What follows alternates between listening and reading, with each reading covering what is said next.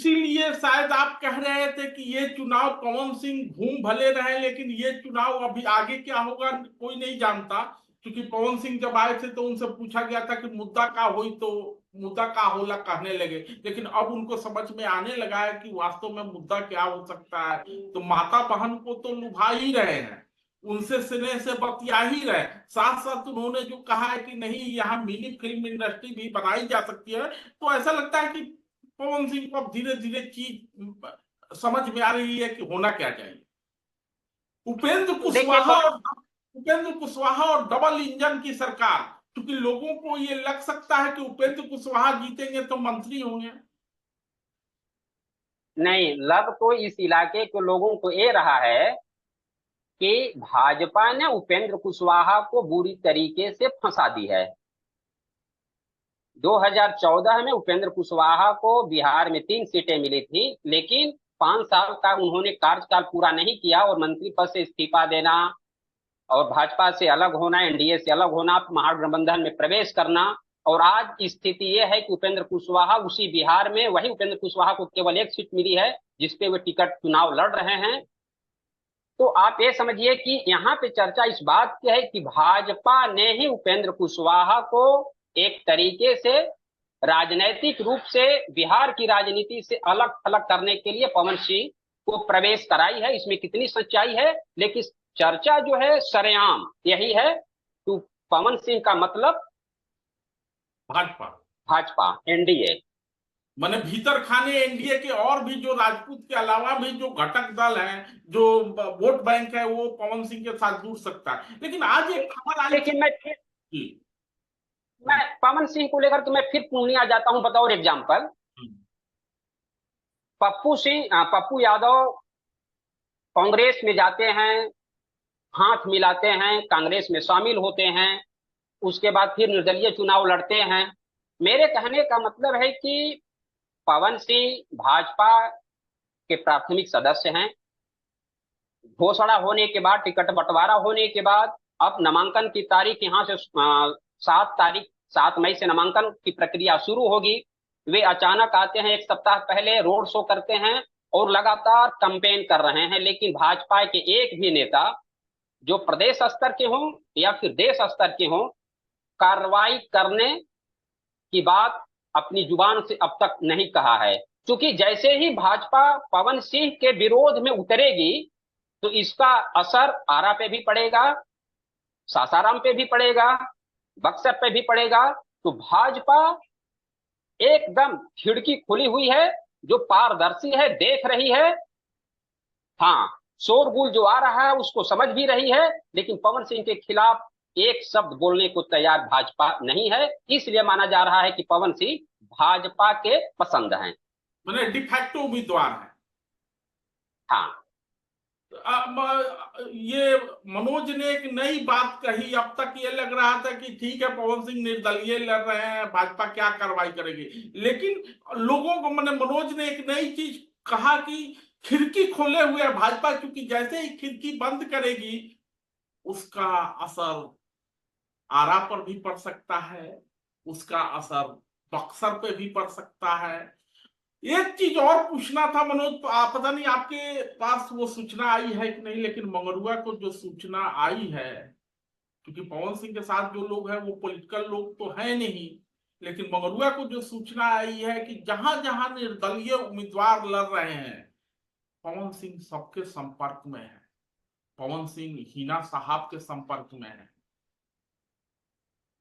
पवन सिंह कल परसों से प्रभुनाथ सिंह के बेटे भी निर्दलीय लड़ने की बात कर रहे हैं। पवन सिंह वहां भी संपर्क में है। क्या क्या खेल हो सकता है? एकदम सही है। जितने लोग इंडिपेंडेंट चुनाव लड़ रहे हैं, एक दूसरे के प्रति सबका सहानुभूति है और सहयोग है। क्योंकि आप भी बार सहयोग। बार क्योंकि आप भी बार बार घूम घूम के जा रहे थे पूर्णिया, इसलिए मैंने ये नया। नवादा, मैं नवादा भी आ रहा हूँ। जी। राज बल्लभ जो राजनीति घराने से आते हैं, उस परिवार में विधायक, जिला पार्षद अध्यक्ष, यानी कि बड़े बड़े राजनीतिक पद पे हैं। राज बल्लभ यादव दुष्कर्म के मामले में जेल में हैं, लेकिन नवादा भी उसी पैटर्न पे है, पूर्णिया भी उसी पैटर्न पे है, सिवान भी उसी पैटर्न पे है, काराकाट भी उसी पैटर्न पे है। और सब लोगों के और संपर्क में है पवन सिंह।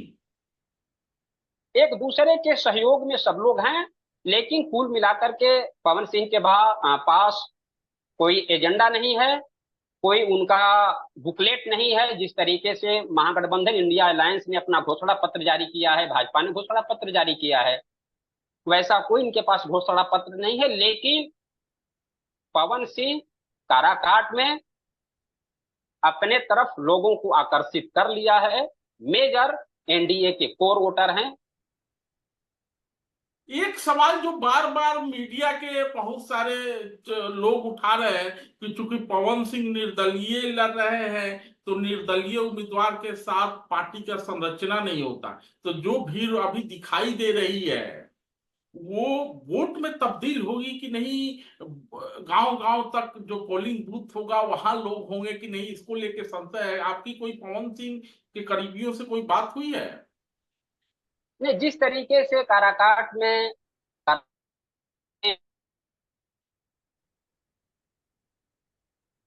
लोगों में ऊर्जा भरा हुआ है, चाहे जिनकी आयु 50 साल की हो, 60 साल की हो, या फिर 25 साल की हो, या 15 साल की हो, जो मतदान देने के योग्य नहीं है, वे भी जबरदस्त तरीके से कंपेन कर रहे हैं। लेकिन आज के तारीख में घर का युवा, घर का बालिग और घर का नाबालिग ही अधिकांश मामलों में फैसला ले रहा है। और वोटिंग में तो मैं देख रहा हूं कि बुजुर्गों की नहीं चल रही है, युवाओं की चल रही है। तो इसका असर पड़ेगा। और कहा भी ये भी जा रहा है कि पवन सिंह चुनाव जीतेंगे तो भाजपा से हाथ मिला लेंगे। तो वो तो बात की बात है, पवन सिंह चूंकि भाजपा के ही है, भाजपा क्या करेंगे। मनोज तिवारी के साथ संदेश भी भेजा था भाजपा ने, लेकिन पवन सिंह ने जिस तरीके से उस चीज को कहा, क्योंकि मनीष कश्यप भी निर्दलीय लड़ रहे थे, निर्दलियों की बात हो रही है, उन निर्दलियों में एक नाम और मनीष कश्यप। मनीष कश्यप और मनीष कश्यप और पवन सिंह में जमीन आसमान का अंतर है। मनीष कश्यप इंजीनियर से यूट्यूबर, यूट्यूबर से पैसा, पैसा के बाद जेल, जेल। क्योंकि मनीष कश्यप ने 2020 का चुनाव लड़ा था भाजपा के खिलाफ, उसी बेतिया में 10,000 वोट पाया था। तो मनीष कश्यप का जो सोच था राजनीति में प्रवेश करने का ही था, और वे राजनीति में प्रवेश कर गए हैं। मनीष कश्यप जब विधानसभा में 10,000 वोट पाए गए थे तो ऐसा लग रहा था भाजपा को कि अगर बेतिया से लड़ेगा तो 25-50 हजार वोट अगर नुकसान करेगा तो निश्चित तौर पे 50,000 का मतलब कि डबल का नुकसान होगा एनडीए को।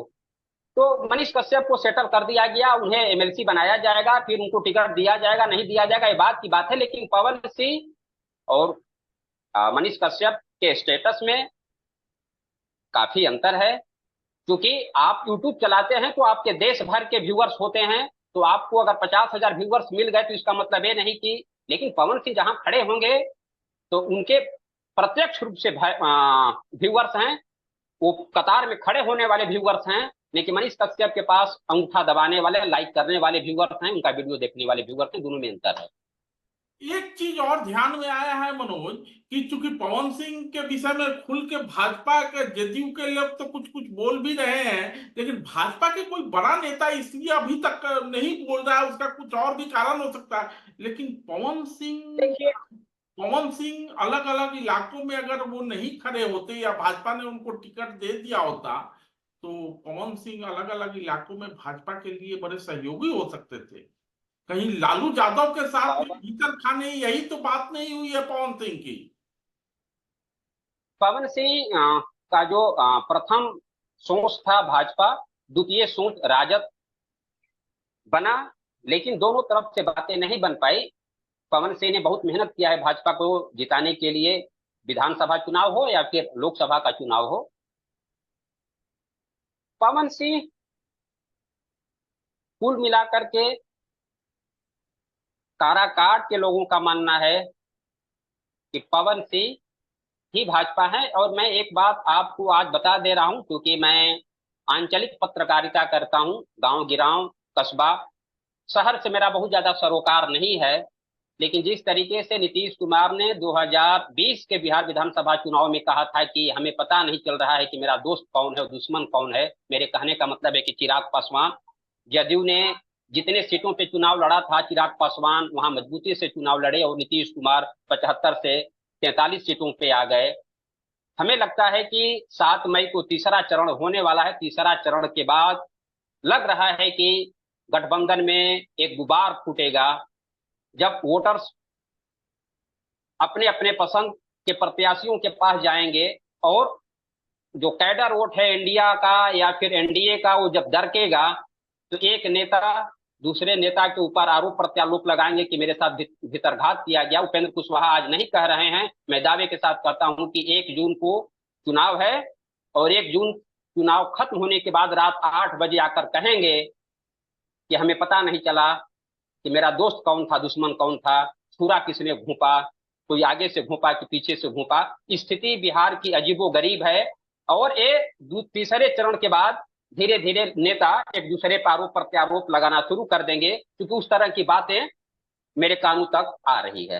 तो राजनीति को संभावनाओं का खेल कहा जाता है। राजनीति में ना अस्थाई दुश्मन होते हैं और ना अस्थाई मित्र। तो मनोज ने जैसा अंदेशा लगाया है कि तीसरे चरण के बाद कुछ खेला हो सकता है बिहार की राजनीति में। खेला खेला खेला, हालांकि बातचीत खेला की ममता बनर्जी ने शुरू की थी, लेकिन जितना खेला बिहार में होता है, अलट पलट सलट सब हो जाता है। तो देखते हैं आगे आगे क्या होता है। लेकिन अभी पावर स्टार घूम रहे हैं, उनके पास मुद्दे नहीं है। लेकिन माई बेटा के संवाद में मुद्दा के क्या काम। और दूसरी बात, एक चीज और मनोज, हम ये करें कि केवल युवा ही नहीं आ रहे हैं, युवती भी आ रही है मोबाइल लेके फोटो खिंचाने के लिए। तो जो घर की बेटी जब माई पर दबाव बनाई, अब भौजाई पर दबाव बनाई, तो पावर स्टार तो खेला तो कर ही लेंगे ना। निश्चित तौर पे काराकाट से कौन जीतेगा कहना मुश्किल है। एनडीए का वोट बिखर रहा है, ये दिख रहा है। लेकिन जहां तक आपने कहा है मुद्दा की, तो चाहे वो एनडीए का घोषणा पत्र हो या फिर इंडिया अलायंस का घोषणा पत्र पर कहीं भी चर्चा नहीं है। न गांव में, न चौक पे, न चौराहों पे, न टीवी डिबेट पे। तो घोषणा पत्र और मुद्दा गायब है। बिहार के भीतर, पूरे देश के भीतर अपना अपना एक आइडियोलॉजी है और अपना अपना जातीय पसंद है और अपना अपना बदला लेने का एक मामला भी चल रहा है। तो घोषणा पत्र में पता नहीं मंगलसूत्र की चर्चा हुई है कि नहीं, लेकिन घोषणा पत्र से इतर मंगलसूत्र चर्चा में। पावर स्टार कुछ मंगलसूत्र को लेके कुछ वादा किए हैं कि नहीं, कि हे बहन, हे दीदिया, हे माई, हे भौजाई, मंगलसूत्र बचल रही, मंगलसूत्र।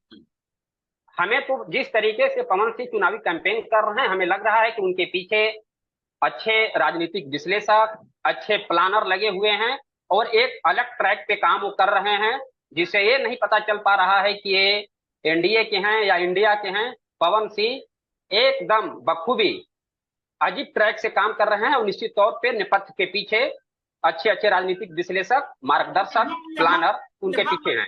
यहाँ मैं मनोज से थोड़ा अलग राय रखता हूँ, क्योंकि पवन सिंह का जो अभी तक चुनावी कैंपेन दिख रहा है, मुझे ये लग रहा है कि पवन सिंह के पास मित्रों का जमावड़ा तो है, लेकिन राजनीतिक सोच और कैसे आगे बढ़ना है उसको लेके अभी हो सकता है कि पर्दे के पीछे कुछ लोग, नए लोग आए, पर्दे के पीछे लोग मदद। लेकिन अभी जो टीम है वो मुझे सिनेमाई टीम ही दिख रही है।